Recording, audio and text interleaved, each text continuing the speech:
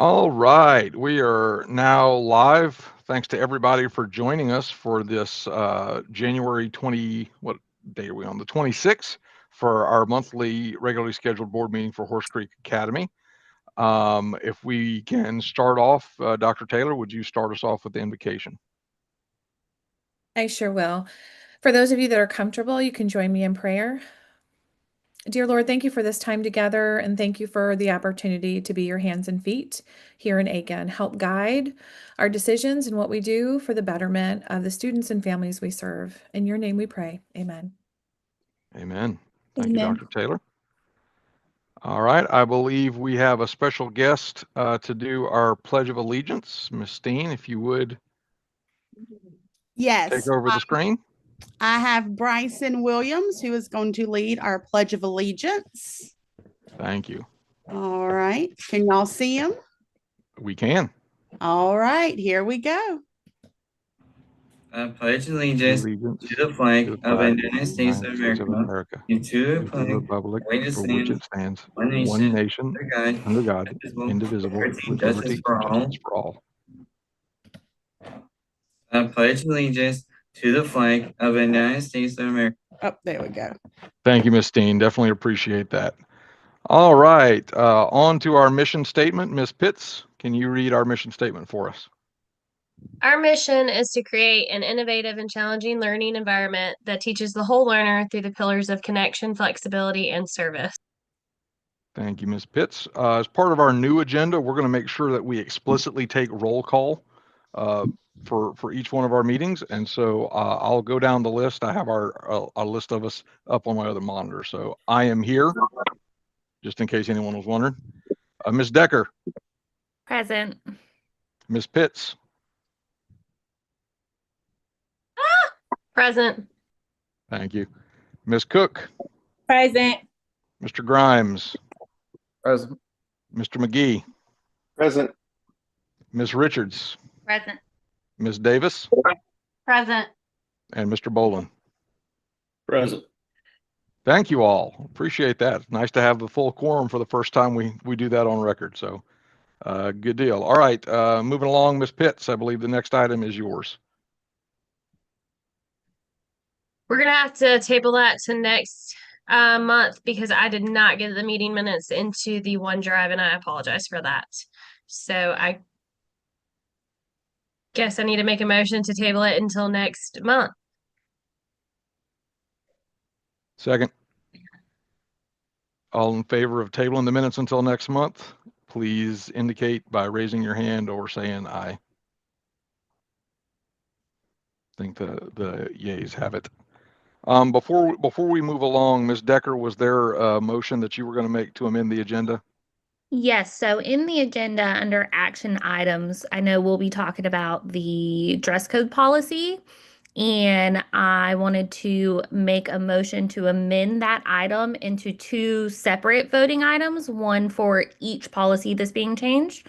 So I want to make a motion to amend the action item for the dress code policy into two separate voting items, one being dress code policy for hoodies and the other one being dress code policy for leggings. Motion made. Is there a second? Second. Thank you, Ms. Davis. Is there any discussion that we need to have now on this before we vote whether to amend the agenda, or do we want to hold all the discussion on the specific items to the time? So keep in mind, any discussion now would be on the merit of this motion and whether we change the agenda, not on the specific items themselves. So is there any discussion? All right, hearing none. All in favor of the motion on the table, please indicate so by raising your hand or with your voice. Aye. All right. Thank you, team. Thank you, Ms. Decker. Sorry, I went straight down to the next thing in the agenda and realized that you had an item. So, all right, we are also going to table the celebrations and highlights until next month. That's not a voting item or anything. We're just not going to do it. We have no public comment signed up for today, so I'm going to hand off now into the informational items section of the agenda for the school leader report. Dr. Taylor. Detected at front door. Hey. So I wanted to go over just some of our highlights from our time together, and I just wanted to publicly thank you all for the day that we spent. And so marketing and storytelling, you guys talked a little bit about maybe some possible reels and some other ways we could specifically market not only collective leadership, but specifically our high school programs, including CTE. And I wanted to update you a little bit on that. We've begun to create reels for collective leadership as well as the high school CTE programs. And we have some videotaping happening at the end of February. So you'll be seeing some reels and highlights specifically based on what you requested. Facilities and operations, you said that elementary HVAC improvements were our first priority. And so we have begun the process of the RFP for that to make sure that we have numbers and information available to you very soon. Under people and performance, you stated that salary adjustments remained a top priority, and a little bit later in my briefing, I have some updates specifically on that. We also talked about moving the report card from average to good. You also talked about a community gala or oyster roast, and there's been some movement there. Thank you, Josh, for making some things happen there and talking with Sarah about that. And then you've also asked for for the board to look at bylaws to make sure we're strengthening that process and strengthening the onboarding process and investigate a lot of different areas for fundraising. So I just wanted to briefly overview that. I put that in the OneDrive as well, but those are the things we kind of came to for our next 5-year plan. You can continue, Sarah. All right. I did want to give you our current enrollment. That was something that was on the agenda that Sarah noticed with the new district that we'll be going to this fall. And so I wanted to show you our current enrollment, our accepted and waiting to start, and pending spots so that you understood what our projected total was. So we're about 25 students different than we projected, and that's just based on movement and things, but we feel good and have already made some strategic planning cuts as far as personnel specifically so that we make sure our days cash on hand and debt to income ratio look good for us as we close out the year. But I did want to give you that. Best practice is to show you our enrollment every month, so that'll be something we add to the agenda item. Next step, go ahead. I would just to consider that might also be helpful. I'm assuming that's what this pending spots is for this next couple of months as we're about to enter into the lottery for the new year. It might also be interesting to have on the list what the lottery numbers are and who's on the wait list for next year. I assume this is pending spots for this current year. Yeah, you've got that information next, Jared. So here we go. Open enrollment closes January 31st. Of course, it'll be held at 6 p.m. on the 3rd. As far as new applications, we had about 553 last year at this time, and current new applications are 590. So we're above average for last year. We typically, according to Sarah, get a large bump in the last 48 hours and immediately after the lottery. So we are absolutely looking good for the lottery. Unfortunately, we won't have nearly 590 positions, spots open, but we anticipate our wait list will be about 800 to 900 like it is this year. So I just wanted to give you a quick update on the new lottery for next year. Thank you. Yeah, you're welcome. This is something I think you'll find interesting, and I want to talk a little bit about this as we prepare to look at salary scales next month. One of the things that we did as a way to show our collective support for our salary scales is we first sent a staff survey out, and we took a look at all the things that we offer our staff that we find as benefits. You can see staff daycare, coffee bar, teacher autonomy, replacing faculty meetings with podcasts, all the way down to break weeks and longer summers. basically looking at our calendar for the win. And you can see a majority of the folks find that our break weeks in our calendar are most important to them, as well as a pay scale that better aligns with Aiken, as well as state retirement and benefits. And you can kind of see from the scale there what people were most interested in. So this went all out to all of our staff, and we used this information to then create a focus group. And in that focus group, we talked to people from all areas of our school, including certified teachers, uncertified teachers, paraprofessionals, office staff, and so on.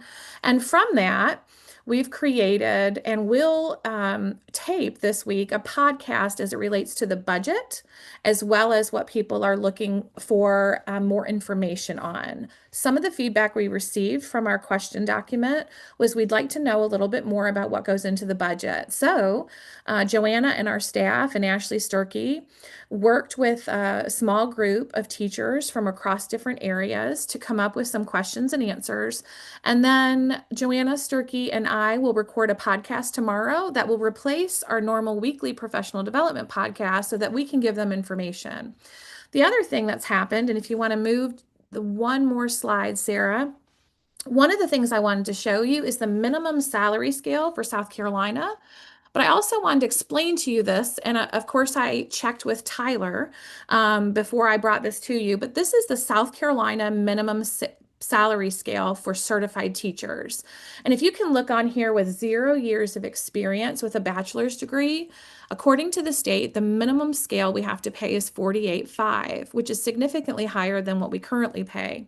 And I checked with Tyler just to be sure that we still have autonomy as a charter school to work outside this scale if we needed to. Now, Tyler assured me of a couple things. He said, typically, more than 60%, he thought maybe around 75 to 80% of charter schools in South Carolina do not use a scale at all. They have a continuum, much like we did 2-3 years ago for our teaching assistants and our office staff. But I did want to show you what this looks like, because whether we use this scale or not, while we're not bound by law to use it, it does impact what our teachers see and think about. Of course it does. If they know that our minimum scale for certified teachers is 48.5 and we're not paying that, that could be alarming for them and concerning, particularly if they don't understand that we have autonomy to move outside of that.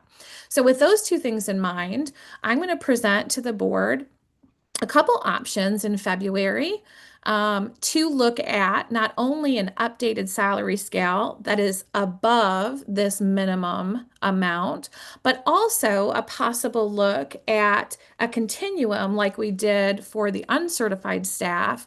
But before I give you that data in February, we're going to talk to almost every staff member where I will have open office hours to present the things that I'm thinking. Now, remember, this will be after they've taken a survey, after we've had a focus group, after they've heard a Q&A podcast about the budget, so that they're much more informed. And I'm going to share with them the things that I've come up with that will fit into our budget, so that I can bring you even more feedback from the state when we from the HCA folks when we vote in February. But I wanted to bring a few of those things to you today so that you could kind of prep your mind as to what we'll be looking at next month. All right. Any questions from the board on that one? I know that's a big one. Common thing that I think we all have vested interest in making sure our staff and faculty are compensated well as they take care of our children every day. Not a question, Jared, but Dr. Taylor, can you email this information out as well? I'm doing this on the phone, so the numbers are kind of tiny. Sure. What I'll do is when we're done with the meeting today, we'll take this Canva presentation and drop it in your OneDrive so that you guys can take a look at this at any time. And when I bring you the salary scales next month, I will also bring all the data we've collected from our staff so that when you guys take a vote, you have as much possible information as you could need. Fantastic. I would ask in the future, even for stuff like this, if we could get stuff like this put in the OneDrive before the meeting, just as a way to continuously improve, might work out better to be able to see this ahead of time to formulate questions and ask them. Certainly no no complaint tonight, but let's try to think ahead as we learned from our board training that typical meetings should be 90 minutes or less. Let's think about ways we can improve efficiency by getting some of this information ahead of the meeting time. Sure. All right, keep rocking and rolling, Dr. Taylor. What else you got for us? Yep, I wanted to update you a little bit on some of our instructional information. And I know Lindsay is on the call. Lindsay, you're welcome to share some of the things you sent me, or if you're having an issue with your children, I, of course, can share for you. I think I've got them quiet in the front room. Okay. Here. So a couple of things. We are really excited to work on what you see on the screen, a vertical alignment team. So back in the fall, I had a group of stakeholders, parents, high school students, teachers, counselors. We all got together to meet to do a federal program's comprehensive needs assessment where we identified some priority needs for our school. We went through a ton of different data points. And one of the things that we talked about was vertical alignment. So I don't know if you remember, but from the survey that Dr. Taylor just reviewed with you guys, teacher autonomy had a lot of orange. That was one of the things that our teachers are really excited about. But we don't want to take away any autonomy, but we want to be sure we're following the standards, using the same language of the standards for these testing so that we can increase our report card ratings. And so we used a large chunk of the money that we got from Title II to fund these vertical alignment positions. So we're really excited to get that work started. And then with report card progress right now, elementary and middle school, we've been digging through their MAP data. So MAP, we have linking studies that link MAP to SC Ready. So we're able to see, you know, if a student scored this on their winter MAP score, what are they likely to score for their SC Ready testing in the spring. And so we've kind of been breaking down those numbers, looking for gaps in instruction. And we even just tailored the entire middle school stallion time cycle to those grade level areas in which they were lacking in particular parts of math. So high school report card, we're making progress there. Happy to announce that that highest indicator academic achievement that includes Algebra 1 and English 2, we had about almost 70% of our students either meet or exceed expectations on English 2 end of course test. So that was amazing. For the Preparing for Success indicator for U.S. history, we actually had 6 of our students who took that test make a 100 on that state test. So that was amazing. We're happy to see that. Fantastic. And then one quick last update on our college and career readiness indicator. So we gave the ASVAB to all of our juniors last week. That's just really, it's a good test to help them see, you know, what they may be good at, career goals. We had 70 students take that test. Awesome. And 40 of them had a score of 31 or higher to be considered career ready per the state expectations. So we are making progress with those report card indicators. Thank you so much, Lindsay, for that feedback. I know Ashley Sturkey, we're up to the finance update. Ashley Sturkey spoke with Dana, and Dana has an update for you. We placed the November and December fiscal in our OneDrive since, remember, last month we weren't able to look at anything since we had a meeting so early. So Dana, do you want to take it away? And then Sturkey's on the line if we have any questions. Sure. Thank you. Can everyone hear me okay? Loud and clear. Yes, Okay. ma'am.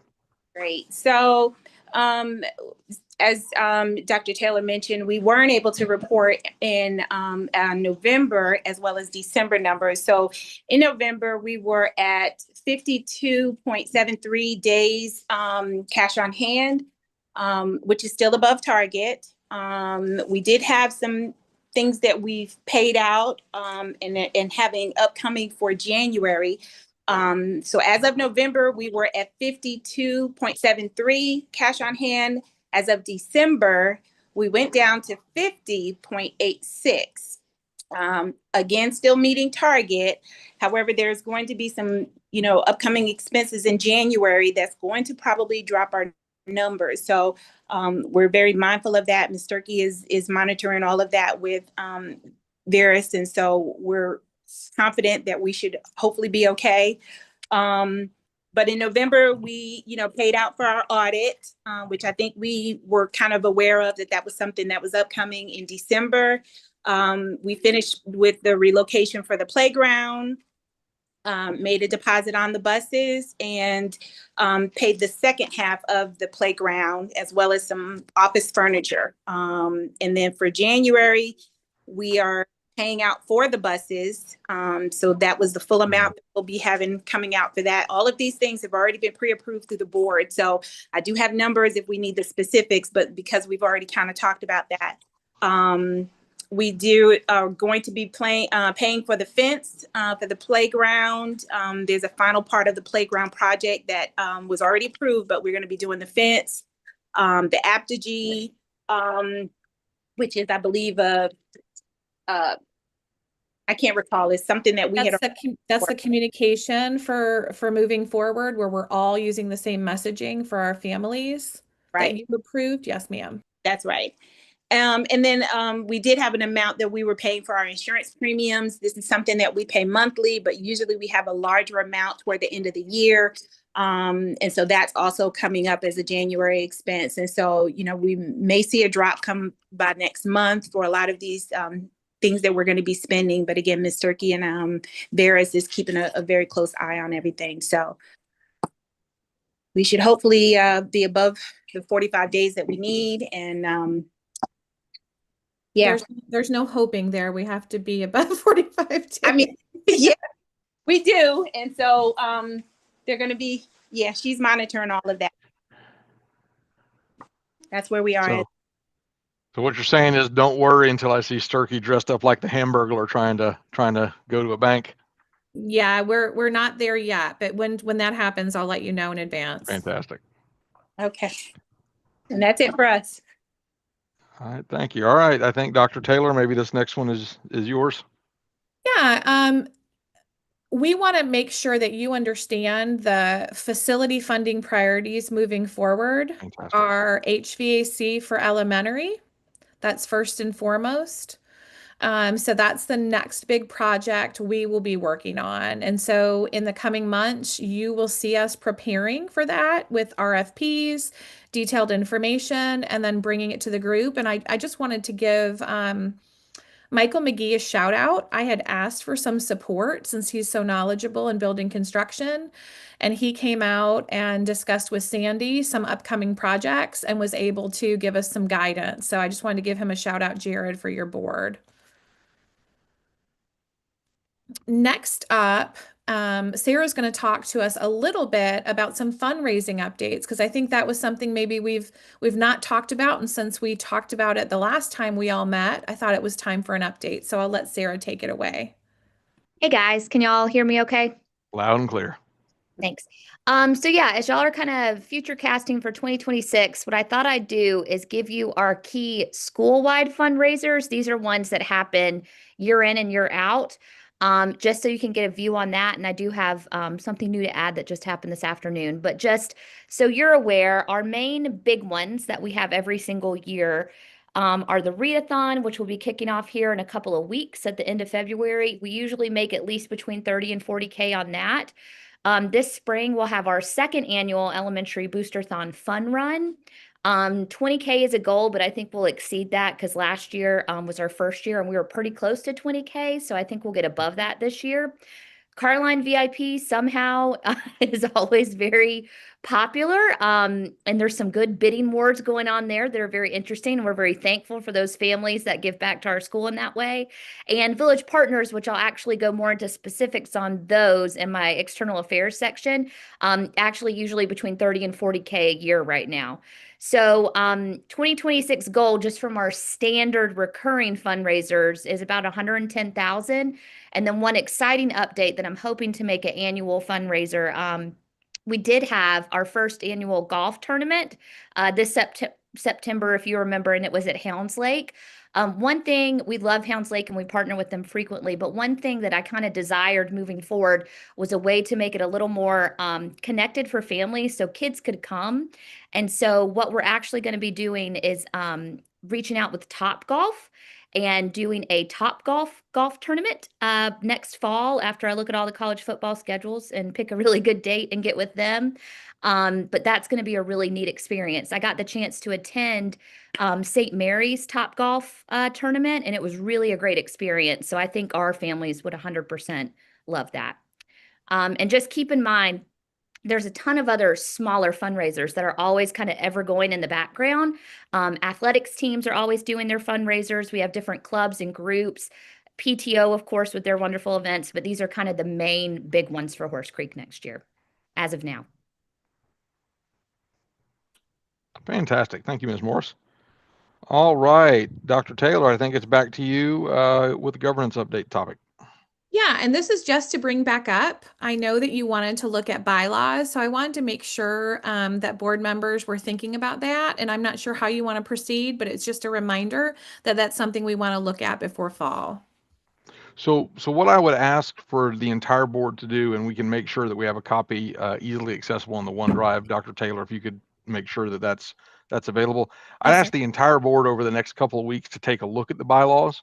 And if you have questions as to why the bylaws are a certain way, or from our time with the board trainer, see some things that you say, hey, we need to look at adjusting this. Take some time to look at it and think about it, and then send a message to myself, Ms. Decker, Ms. Pitts, and Ms. Cook, so that we as the board officers can kind of take a look at that. And then we can get with Dr. Taylor as the officers and figure out, if there's not that there's not going to be value, but if there's something that we really need to tackle first, something that might be a complex issue that we might want to do some easy wins on the governance first, and then move on to the harder things a little bit later. Just please do that, and keep in mind, if you send that email to, unless you're one of the 4 board officers, if you send that email and you're one of the other members, please BCC us all. Otherwise, we have a quorum, so we don't want that to happen. Yeah, thank you, Jared. I will make sure when I add the bylaws to a section in the OneDrive for easy access, I will notify you, Jared, so you can notify the board. Awesome. Fantastic. Yep, that's all I had for that one. All right, we are back to Ms. Morris with External Affairs. All right, so I love this. Disclaimer. This is a great slide. This is a great slide, Sarah. Awesome. Thank you. Jared and Amory and I, as you know, got to attend the Public Charter School District Board meeting earlier this month, and I totally nerded out about their external affairs section, so I apologize for all of my slides in advance, but I'll try to keep it pretty succinct as we go through. So one thing that I love that they did is they did kind of a year in review, like a bird's eye view of their scope of their social media and website impacts. So just so you know, this is ours. So for 2025, we had about 2.5 million views on social media, just Facebook and Instagram. And our monthly reach is pretty big too. Over 200,000 accounts on Facebook and over 15,000 on Instagram, which for a school is a pretty large reach. One kind of facet I don't have on here that will be building in 2026 is LinkedIn. Horse Creek does have a LinkedIn account, but it definitely needs some love and some intentional posting. So just for reference, I'll be working on that. So another little overview, followers, everyone lives for followers. So I thought I'd give you an update on that. So we went up across both platforms over 7,000 followers in the last year, which is a really great growth rate for social media. So I'm excited about that. And just if you're interested, our top post, our top one ever was the SRO announcement. We were all very excited about that. And our other top ones, we did a 'Twas the Night Before the First Day of School post. I don't know if y'all remember that one, but it was a cute little storybook. That got a lot of shares, so we'll be sure to kind of do that as a tradition each year. Our senior walk was very popular, and of course, our annual back to school video. Website. So I got to do, Jared, a lot of techie digging in on things that are a little outside of my scope. So over the past couple of weeks, I used a couple of different independent third-party search analytics just so I could compare all of them to get an accurate number. And with our average on our website, which is via Aptogy, which you've invested in, again, thank you very much. We get over 6,000 organic search visits to Horse Creek, hcacs.net every month, which is huge. And that gives you over 78,000 views a year, which for a school, again, is a pretty wide reach on a website. We've had a 40% growth from last year's searching and website visits into this year, which is great. And I think that really takes into account building into that brand voice through Aptigee and what they've provided us. Google Analytics, I've been working with them to get verified. So by the time I do this review for y'all next year, I'll be able to give you a Google Analytics overview too from a business perspective of visits. And this is just a nerdy thing I thought was cool. It kind of tells you the different streams of how people get to our website. Most of them are manual entries or a direct link click. So that could be either through a Facebook post, through an advertisement, or someone physically typing it in. And then about 36% are from Google. And then it kind of dwindles down from Bing. Everyone remember Bing, and some other ones below that. Our top pages, obviously the home page is the top page, but the other ones are staff, our About Us page, our FAQ page, which is actually new this year. I launched that one in August. And of course, our enrollment page, because that's where people apply into lotteries. Our communications analysis. So we do have our weekly update, which went out just a little bit ago. Our average views each week are about 818. We send over 16,000 emails a week, but when you kind of deduplicate things, it's down to about 904 households. For example, my husband's never going to read the weekly update because he lives with me. So that is counting against us. I was But going to say, I get 3 of them every time you send one. yeah. So to my 3 different email accounts. So you got So a triple count there too. yeah, so me and AI went through all the data from PowerSchool a little bit, and it's around 900 unique ones is what it looks That's like. good. But as of right now, we have about a 90% open rate. Very cool. That's Out of good. those 904, which is crazy. That is not the norm for newsletters. And like it kind of says at the bottom, many families have multiple contacts. So it really is higher than that kind of initial 50% you might see from that 818 to 1624. And I do expect this number to get even better next year because that's when we'll launch the Aptigee newsletter, and the teachers will too. And it'll kind of bring it all back together a lot more. I just want to make sure the board understands how different that is for typical schools. Yeah. Our social media presence and what Sarah's doing is very atypical, even for successful charters. So I just want to make sure you guys are aware of that. Thank you. And then one area that the public charter school district talked about too that I'd love to bring to you guys either monthly or bi-monthly, whatever you prefer, would be kind of a 20,000 feet update on legislative affairs. So I just have a couple of things to update you on just that are of interest. So there's national kind of charters in the news with the Flex and Facilities Act. And basically all that means is Congress is formally looking at making it easier for charters to use federal funds for facilities, which is pretty much, as you guys know, unheard of, which is why we have to do bonds. Nothing formal yet, but it definitely shows momentum for charters in general that it's even a topic of conversation. South Carolina, and this one I think ties in to that salary scale Dr. Taylor had y'all look at and preparing for next month's discussion. There is a teacher pay and facilities investment. So basically there's an additional thing at the South Carolina House of increasing minimum teacher pay again. So again, like Anne-Marie said, districts must comply with the state salary schedule. Charters are only required to if it's in their contract or with their authorizer or some kind of specific proviso. So just something to keep in mind. And kind of for those two, the board takeaways, I thought y'all would want to keep in mind.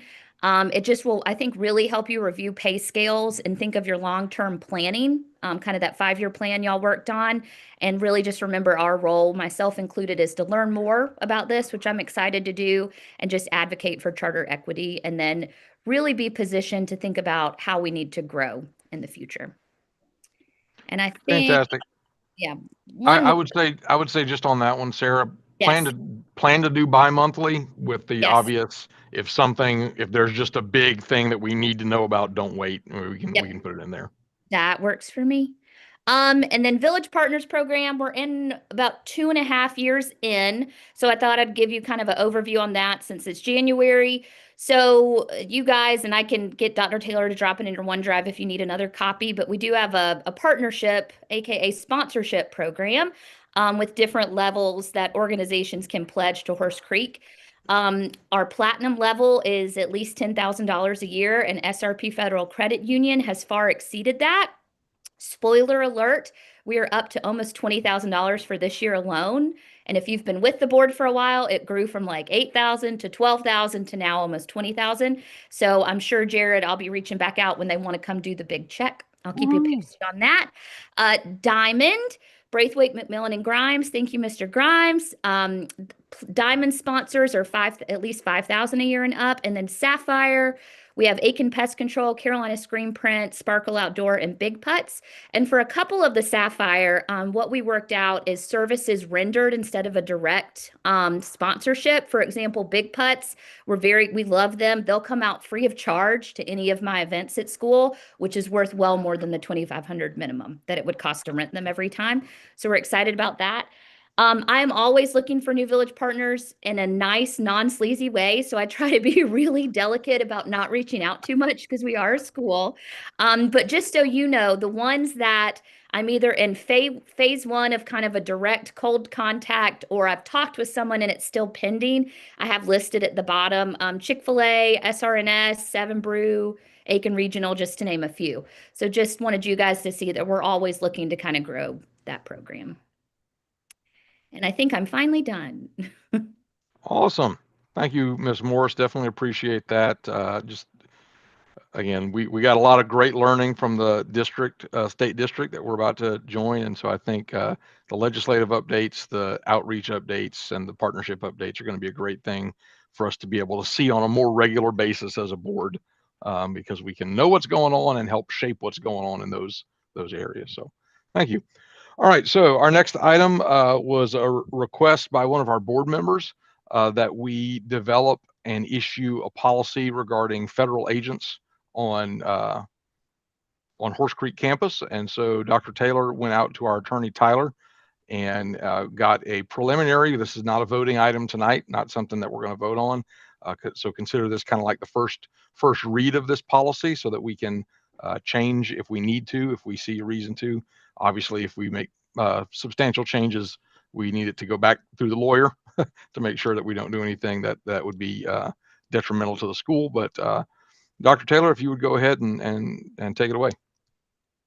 Sure. I appreciate Michael asking us to look at this, and it's something that we've talked about with the security team and with our administration. So what we currently do now is if there's any law enforcement that comes to the school for whatever reason, we ask from a protocol perspective that one of the core leadership members are notified immediately. And this would really be no different, as you can see in the policy that Tyler has drafted for other schools.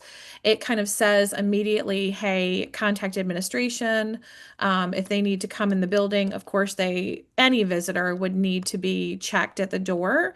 And we check to make sure there are no outstanding warrants. Obviously, there's no former issue with any sort of aggressive behavior or felonies as it relates to children. And if ICE or anyone would come in for any student, we would ask for appropriate search warrants and such to make sure that we're following the law. But this policy he gave us is a little bit more specific and outlines it in writing. So I would just urge you to take a look at that policy over the next month and provide feedback to Jared and the leadership team for the board. Again, reminder to BCC, everyone included, so that we could make any possible changes or updates to this policy and bring it back to you next month. All right. Based on that, I think, again, the first time we're seeing it, is there any discussion that any of the board members want to have on this right now, or do we want to wait and have some time to ingest it and give it a look-see? I do have a question, not about the policy. You mentioned that Tyler had created this for some other schools. Yeah, when I reached out to him inquiring about it, because I didn't have any access to any policies or have seen anything across my desk, he said that he had created this for another school that he serves, didn't obviously mention who. And he'd be happy to engage with you guys in a conversation around it, but he went ahead and sent the policy. And then one other, I think you already covered it, but from what I can read about this policy, it doesn't appear to change anything from how the school currently operates. You're right, Sam. It doesn't really change anything, but the procedure or ways in which we deal with similar situations is not formally written down. So, from my perspective, every new learning comes with guidance where you have a written down policy to make sure everyone's aware. And because of our size, Sam, it's probably appropriate, even if it wasn't ICE specifically, to have a policy like this moving forward because of our size. There's several buildings, there's several main offices, and anytime there's something in writing that outlines the protocol, it's a little less room for error from my perspective. But yes, you're correct. It's not really that different from what we would do now. All right. Any other questions, thoughts? Go ahead, Dana. And in regards to identifying or verifying an individual's identity, if they were to decline, does this address if they were to decline identifying themselves? Because my understanding is that they may provide a driver's license, but you're not able to see their full face. Here's what I would say about that, Dana, is that anytime a family member or a guest or visitor doesn't have the appropriate identification, we don't let them in. And unfortunately, if things got heated, of course, we would call in the past our security team and now our SRO. And while we don't have control or autonomy over the SRO and his protocols, he would have to abide by the process in which we lay out. But if someone wasn't able to be identified, we would not let them in regardless of their position. Okay. I mean, I know that it said, as far as the policy, that, we're going to follow all laws and types of things. So I just, didn't know if that needed to be addressed, of how to handle that kind of a situation if that wasn't, proven as far as identity, like how we would handle that. So right. In the past, when that's happened prior to the SRO, I would have had to call the sheriff's office or law enforcement if that would happen on campus. Fortunately, if people don't have a way to identify themselves, we turn them away and we haven't had any issues. But you never know. You never know what could happen. But I'm really particular about this kind of thing in general. I never want to have our students have access to someone that comes to the building without appropriate protocols in place, particularly, for example, now with Power School, we have the people that are allowed to pick up the student, and we have to have identification. And we deal with that on a daily basis. So people are pretty used to now needing their identification regardless if we know you or not. So I think you might have missed Dana's specific question there. Sorry, Dana, but breaking in, but I think she's answering a different question than what you necessarily asked. I think Dana's concern there was an ID is presented, but the individual, whoever they may be, is wearing some sort of mask, helmet, cover device, right, where you can't necessarily visually verify that it's the same face that's on the ID. Is that where you were going, Dana? That's what I heard. That's what I'm asking, because my understanding from some of the ICE agents or agents that are, face coverings and stuff like that. So how are we verifying, just that they're giving us an ID who they are? And I know that, they're also supposed to have some type of legal documentation to come on site, but, just making sure that it's not going to turn into something bigger because we're not able to identify them. Just wondering what that is, because it didn't state that in the policy if they're not confirming their identity by presenting their face for recognition. I think that's a question best suited, Anne Marie, to go back to Tyler with for that for that specific thing. I don't think that's anything where any of us are knowledgeable enough to discuss it out here in open forum just because we don't know. I think that's a question for Tyler. Just for information though, if we have someone that we can identify, even if they had a mask on, during COVID, we would ask them to remove their mask so we can identify them. So that has happened in the past, but I will definitely clarify that specifically with Tyler. Dana, thank you for asking. Okay, thank you. Thanks, y'all. Do we have any other questions or thoughts as we continue to work through this one?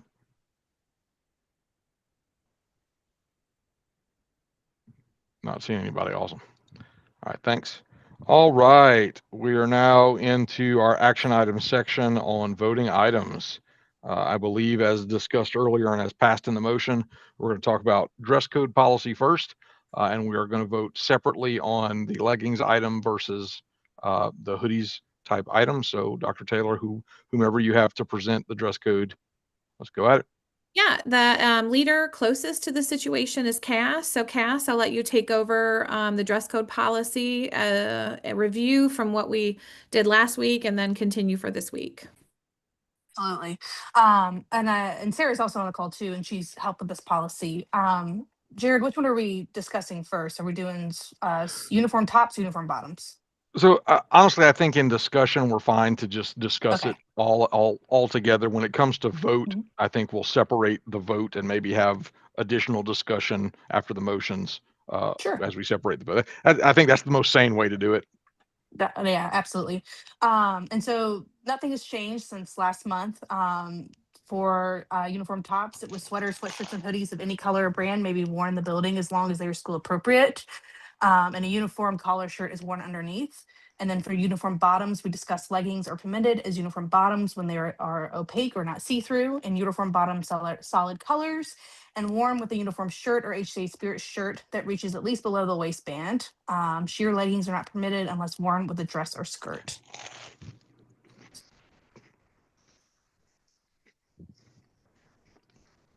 All right.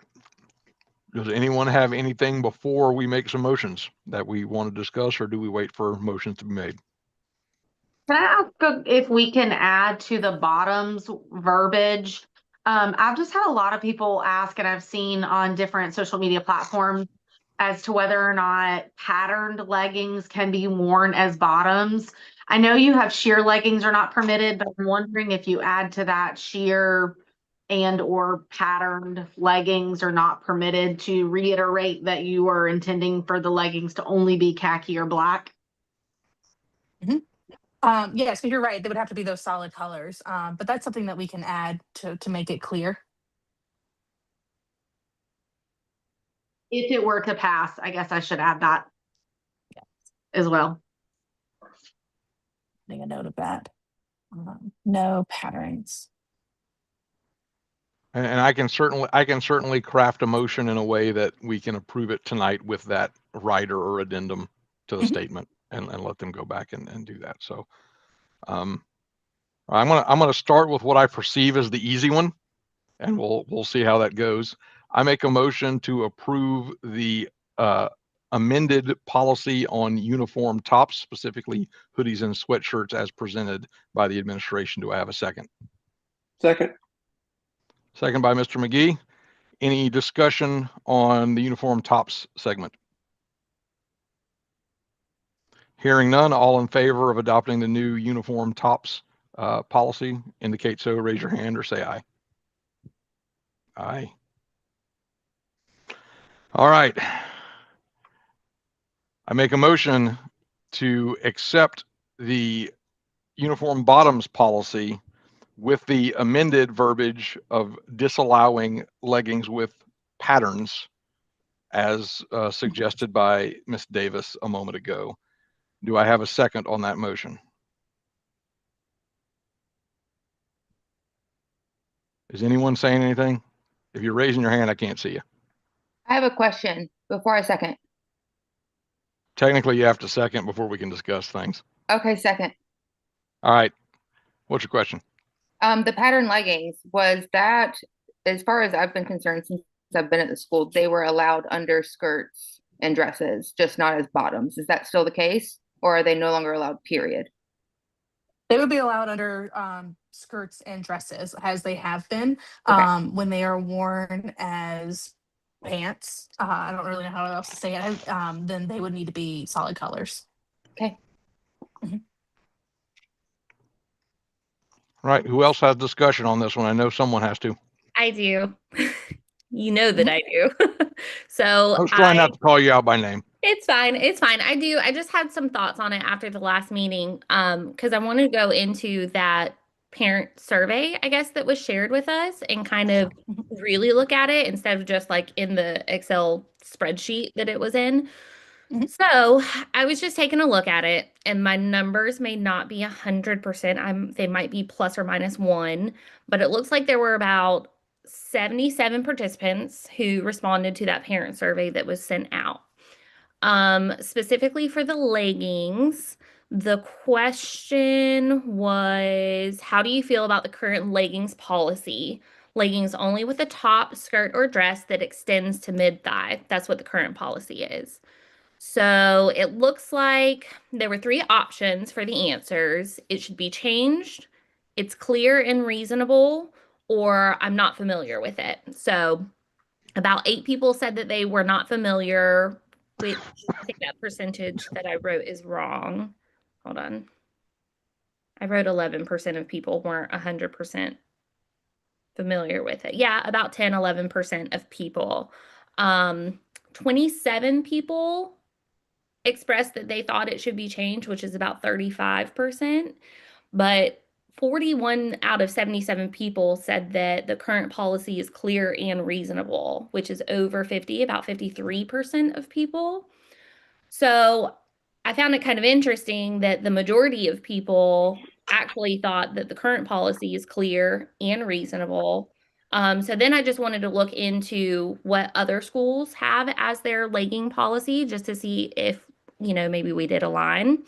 So Aiken County Public School District, middle school and high school dress code states on both of their policies. Quote, leggings, tights, thermal tights may only be worn under dresses, shirts, shorts, or skirts of the appropriate length, no more than 5 inches above the knee. Leggings or tights may also be worn under jeans that have holes to cover the skin. So then I wanted to look at Fox Creek since they're kind of they're also in charter and not, it is public, but they're charter. Theirs says leggings, jeggings, yoga pants, or other form-fitting pants may be worn with the following stipulations. That it is worn under a long top that extends past your crotch area all around. Just because it covers your back doesn't mean it covers your front, and vice versa. Your leggings cannot have sheer panels or cutouts above the knee area, and your leggings have to be made of a thick enough material that it will not show your undergarments. So that was just the information that I gathered. In changing the policy, the new policy that's being presented to us also states that the top only has to be waist length, which essentially it just can't be like a midriff top, their stomachs can't show or something, but it would make us the only school district that I looked up in our area that allows leggings to be fully worn as pants without some sort of covering over them. Different areas for different school districts. So yeah, I just wanted to present that information to everyone. I just wanted everyone to kind of think about that as you're casting your vote, whether to approve it or not. Like I said, especially since the majority of our parents who did fill out the survey didn't think that it needed to be changed. And that's all. I think, Cass, if you want me to jump in first, I can. Yeah. I think it's surveys, as we know from the calendar too, are hard. 77 families out of almost 400 for middle school. Like any survey we do, not just that by any means, is a really hard read. I think in the real probably behavior team and comms perspective, the amount of concerned parents reaching out saying that the leggings enforcement is sexist or that it's targeting students with a different body type than some others. It's probably much more than what Yeah. the survey reads. The other thing I thought I'd mention, just for perspective, not calling out any Aiken County Public Schools, but y'all may have remembered at the beginning of the year, a couple of Aiken County Public Schools had a really hard time with leggings specifically, to where there were some parent accusations of, Title IX targeting females specifically over dress code, really raised some red flags that, in my opinion, off the record, I would think some of those schools have probably been a little more forgiving than what might be published online, which, like all of us that operate in the real world knows, that's just how it goes. Um, there are some schools, not in Aiken by any means, but there's like a couple in North Carolina and one I know of in Georgia, and of course out west, that do have a similar leggings kind of policy. And I think, just as y'all discuss, think about, I could care less about leggings either way, just reference. But we've made a lot of changes here to be the first of before. And so I would just take that into account when y'all discuss, just because it hasn't been done before. And poor Aiken County, with almost 50,000 kids, it's a lot more work to get things passed with them to impact more kids than it is with us. So I've just kind of take those things into mind when y'all talk. And that's just my comms and PR perspective from kind of keeping a pulse on what's going on at some other schools locally too. Absolutely. Thank you, Sarah. And I think you're right in many ways, on both sides. I will say, just to know, I've probably spent at least 10 hours, if not more, this school year alone on discussions of leggings with multiple families. And it is very hard, particularly for our male teachers, to enforce leggings and feel comfortable with that. And I hear a lot from our male teachers how thankful they are for us considering this policy change. So that they're not in those uncomfortable positions, and we're not having to do things internally to maneuver around some of that uncomfortability. That was something I just thought I would share as well, that our behavior team has talked about. So I guess a question I would have to our other board members, and specifically to you, Audrey, just because you brought it up and did the research, is there maybe some further refinement we can do to give some more guidelines around legging usage, similar to what Aiken County or Fox Creek, that would make sense, that might make it more palpable for those who don't want to change right now and still get get the, I hate to say the win, but get the end result that the people that want them. I'm trying to figure out if there's a middle ground here where we can tweak it a little bit further. You're never going to make everybody happy, right? But tweak it a little bit further, allay some of the specific concerns, mitigate risks there, and allow a little bit more freedom. I'm asking the question because, like Ms. Morris, I have no dog in this fight. I don't care at all whatsoever. Can I just ask a question? Looking at the current policy, it says athletic pants, shorts are permitted.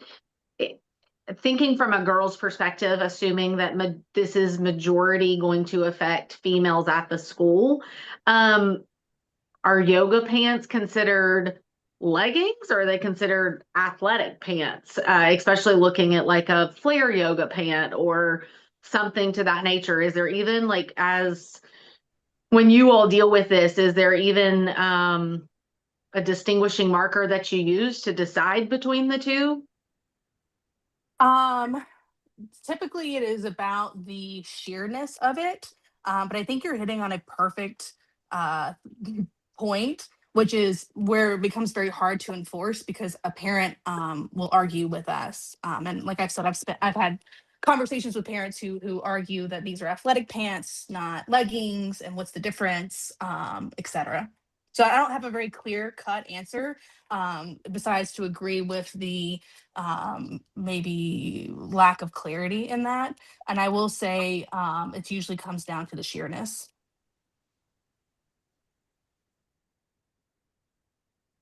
I don't know that I have a suggestion of how to change this to make it an easier decision or a better decision for all females. I have young elementary age children and a daughter that really prefers to only wear flare type pants. Even if we looked at Black khaki, they still, I feel like, are borderline, whether you would call them jegging, flare pants. And so again, it's just a very unclear arena to be in my opinion. It is, and I just want to say from a school leadership standpoint, there are so many issues that are so important to our students. Family trauma, mental health, addiction, attendance, I could go on and on. And dress code, from my perspective, is one of the least of those concerns. Although it does get many of our families very, very riled up. So what we're trying to do is, and Cass, maybe correct me if I'm wrong, is to create a system where this is not the most important topic. And then we can address some of the most important topics and almost push this aside, and forgive me for being so blunt about it, but there's just so many other issues that are more important than this to most of us. My only thought on all of this is, and I think Jared expressed it at the last board meeting when we discussed this, is um, getting too far away from a dress code. When does it become not a dress code? Does that make sense? Like if we're doing uniforms, when does it not become uniform anymore? I get the whole thought process of having khaki and black pants, but I think that sometimes I mean it's hard to find khaki yoga pants or leggings or something of that nature. So if that's the choice for the parents, that's their choice. But I I just don't want us to get too far away from, if we're going to say middle school has to have a uniform policy, then I don't want to get too far away from that thought and it no longer becomes a uniform policy and it truly is just a dress code. Yeah, I totally agree with that. One thing I'll say, like Miss Davis brought up, even like official uniform partners like French Toast and Target and Academy, the yoga pants specifically, not leggings with the skinny ankle per se, are being pushed out. I think even Land's End, not that we're partnered with them, has an option. And so it's definitely infiltrating the school uniform world. I actually just had to go through our checklist on French Toast yesterday for our 26, 27 colors just to verify everything's the same and all that. And yoga pants, even the flare leggings, are everywhere. So I know it's making it hard for families to probably know what's right and what's wrong.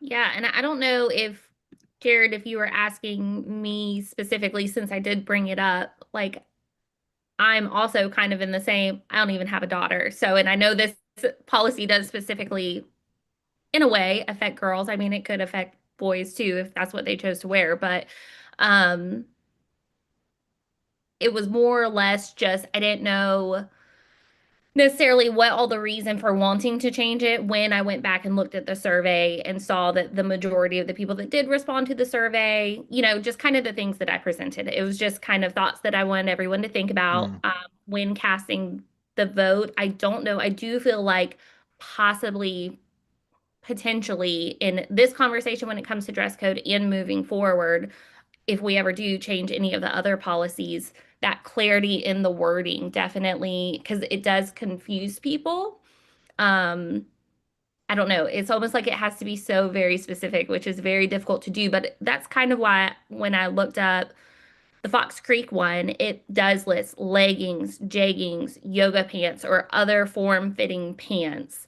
I don't know. I guess at the end of the day, that kind of comes down to the discretion of the person that's making that call, unfortunately. And that's all very subjective. And like y'all brought up, it can make for awkwardness between, I'm sure, male teachers to female students and vice versa. So, yeah, I don't know. Just I have my own personal opinions about it, but at the same time, that's not, I'm just trying to kind of bring up just kind of what's going on around us, I guess. So that was all. I'd like to, I don't know if anybody else has a comment on this or not. But just kind of reading this discussion, it sounds like everybody here isn't uncomfortable or isn't comfortable moving forward with the new dress code. And I'd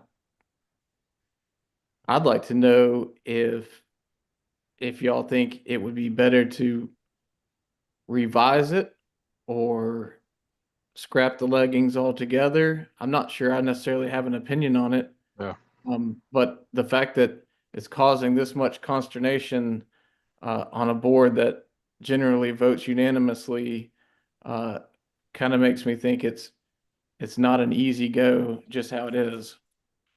So I'm glad you said that, Sam. I kind of in my mind was circling with a couple of different options forward here, right? We could vote the change in as is and see how it goes, and can always vote in another change.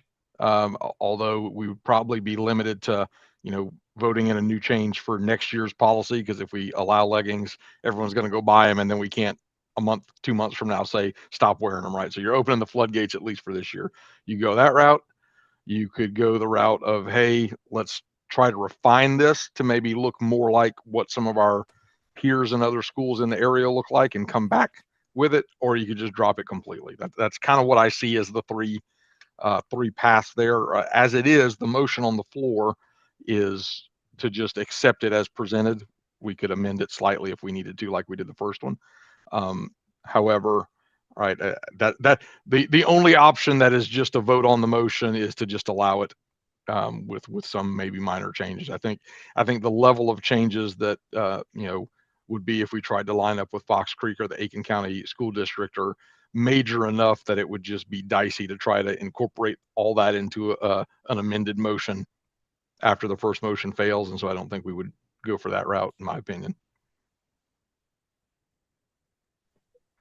Well, I agree with Dr. Taylor that we don't have to go back to remaking the wheel on the value of the dress code for the school, and the fact that it keeps the idea is for it to keep people focused on school and not on what kind of clothes you're wearing. And the sentiment, I think Dr. Taylor said, we'd like to move past this to focus on more important things. Yeah. It sounds like we as a board can't agree on this, and I'm not taking one of the 3 or 4 sides that you proposed, Jared. I'm just analyzing the situation. Yeah, the leggings themselves, even the idea of them is creating a situation where we're not focused on the school itself, and so I'm not sure how allowing them will let us move on to focusing on school, I guess. I think maybe what's important, Cass, when I think about this vote is how much time the behavior team could be spending on such frivolous things. So in no way do I think that, not abiding by a uniform is the right move. But when you think about all the things that our kids deal with on a day-to-day basis, particularly the extensive matrix, which I'm very thankful for. If we focused on every tiny piece of wardrobe, our behavior team would almost have no other time to do anything else. So I just want to make sure that we understand the bigger picture here. And what I would suggest is, we looked at this last time, we're looking at it this time. I would say take a vote, and if it doesn't pass, then we can, move another direction. Mm-hmm. And I will echo that. I mean, when the behavior team was very much enforcing this, it was spent taking hours and hours daily to enforce this, with some very nasty emails and nasty conversations with parents. And we had parents who wanted to leave HCA over the policy as well. And I just wanted to give that real, like, boots on the ground kind of perspective of what that looked like. and kind of the conversations of some of the families of feeling like this was sexist, this was only targeting girls, this was only targeting girls with bigger bodies, that they were uncomfortable that adults were policing their children's bodies, that they sent their children to school wearing what they were wearing, and they felt uncomfortable that we were policing what their chose to put their children in at school and what their children were wearing at school. Was quite a few of the conversations, just to give that context that may be helpful. So making this change, if I'm hearing this correctly, would make your job easier. Significantly, yes. Jared, I know that I've already asked for a minor change to be added just to what's not allowed as far as pattern leggings. I think overall, I mean, again, I think we're fighting a battle that we already kind of have in the uniform bottom policy, which is saying athletic pants are allowed. So I guess my question is there any opportunity to edit this enough just to give a more definition of what leggings are? In other words, tight fitting pants, using more of the actual definition than the word? I really feel like we could get so bogged down in the wording there that it would be really hard. The motion's already been made, so that we have to vote on the motion that's in front of us. Doing that would require us then to make a second motion with some amended language, and we'd all have to figure that out. I think if that's the route we want to go as a board, then the right answer is to not vote this motion forward, right? Not have it struck down by vote, and then to someone's on the board work with the administration to figure out that right language. I think if that's the route we need to go with it, or want to go with it. Does that make sense? Because we already have a motion on the table as is. Yes, this is me being new to this whole process, so. Yep, totally get it. No worries. I will, and this is playing devil's advocate, Cass. Certainly, I'm very sympathetic to the amount of time y'all are spending policing this, but I would again play devil's advocate and say, hey, when you signed up for HCA as a family, the dress code was in place.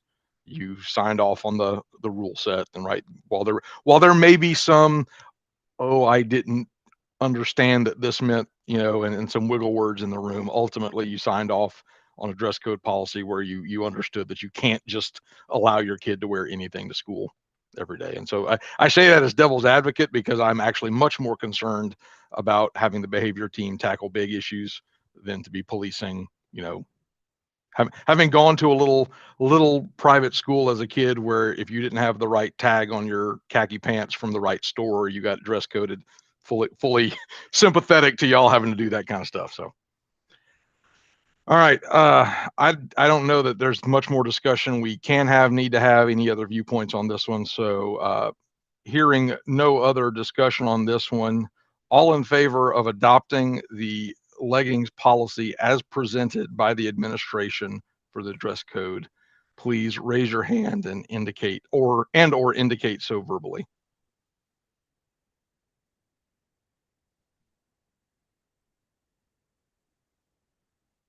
I'm trying to scroll through and see, but it looks like on my end that it did not pass.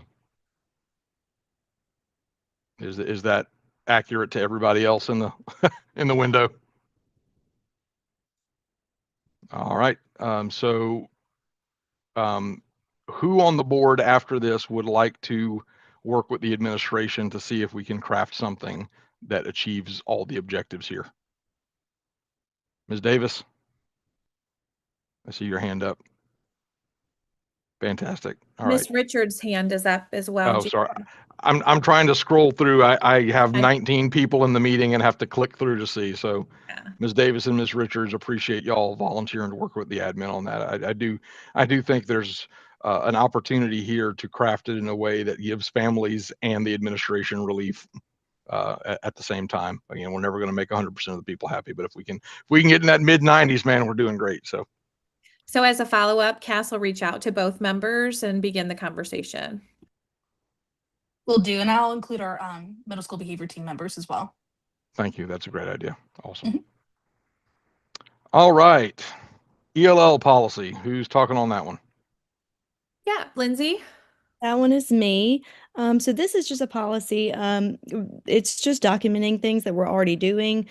These policies actually are policies that Limestone wanted us to go ahead and have. They are under a federal monitoring year. So it is good to have these already kind of created. So this is just kind of laying out and documenting what we are currently doing, what we have put into the place already this year. All right. I make a motion that we accept the ELL policy as presented by the administration. Do I have a second? Second. Thank you, Ms. Davis. Any discussion on this policy? No discussion. All in favor of adopting this policy as presented, please indicate so.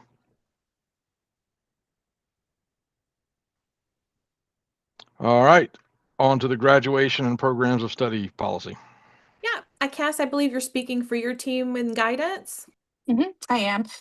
This policy is very much what we already are implementing. This is what's discussed during IGPs for all of our high school students. This is just one of those policies that was recommended that we have included and made as an official policy. Everything follows South Carolina state law. And again, nothing necessarily new to this. Awesome. I make a motion that we adopt the graduation and programs of study policy as presented by the administration. Do I have a second? Second. Thank you, Ms. Decker. Any discussion on the policy? Hearing no discussion, all in favor of accepting and approving this policy, please indicate so. All right, moving on. Homeschool acceptance policy. Who's up? Okay, the next three policies are Lindsay as well, since she leads our accountability. So Lindsay, take it away. Actually, I'm the homeschool acceptance policy. Oh, yes, Cass, go ahead. Sorry, last one. This is just in place as we are growing as a high school and we were accepting a few students who were homeschooled throughout their career and then wanting to come to HCA. We looked at other schools in the area and kind of what their policy was. Basically, when a student comes from a homeschool entity, we then have a review process to look at the criteria of their grades. Every homeschool, it's very different. And so having a way for us to go through and look at them and see the credential and quality of those classes and what was provided is going to really help us ensure that we are not inflating students' GPAs. The last thing we want is a student who has been homeschooled all the way until 12th grade coming in and saying that they've taken all these courses and they have a 4.2 GPA and all of a sudden are salutatorian or valedictorian. So that's an example of one of the reasons why we want one of these policies in place. All right. I make a motion that we accept the homeschool acceptance or homeschool transfer policy as presented by the administration. Do I have a second? Second. Thank you, Mr. McGee. Any discussion on this policy? Any questions? Hearing none, all in favor of the homeschool acceptance policy, please indicate so by raising your hand or by voice. All right. On to McKinney-Vento. Yes, both of these policies are also Lindsay and also recommended by Limestone and will be probably recommended to have in our new district too. So Lindsay, I'll let you take it away. Yep, she's right. And so so me and our mental health counselor, Molly Campbell, worked on this policy. She is our current McKinney-Vento liaison. We currently don't serve any students under this, but we have had some in the past, and we've had a couple recently that we were maybe going to be accepting, but then other things happen, and she kind of handles all of that for us. So this is just documenting what we are doing, and then upon approval, we'll get Sarah to add this information to the website. All right. I make a motion that we accept the McKinney-Vento policy as presented by the administration. Do I have a second? Second. Second by Mr. McGee. Any discussion on this policy? Any questions? All in favor of adopting this policy as presented, please indicate so by raising your hand or by voice.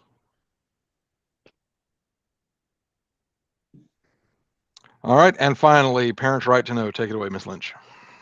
Yep, so this is the last one. This is just letting our parents know that they are welcome to request their certifications from their children's teachers. We do have this already listed on the website, and so they are welcome to reach out at any time. Basically, what we're already doing, once again, just documented in policy form for our district. Awesome. All right. I make a motion that we approve the parents' right to know policy as presented by the administration. Do I have a second? Second. Second by Ms. Richards. Any discussion?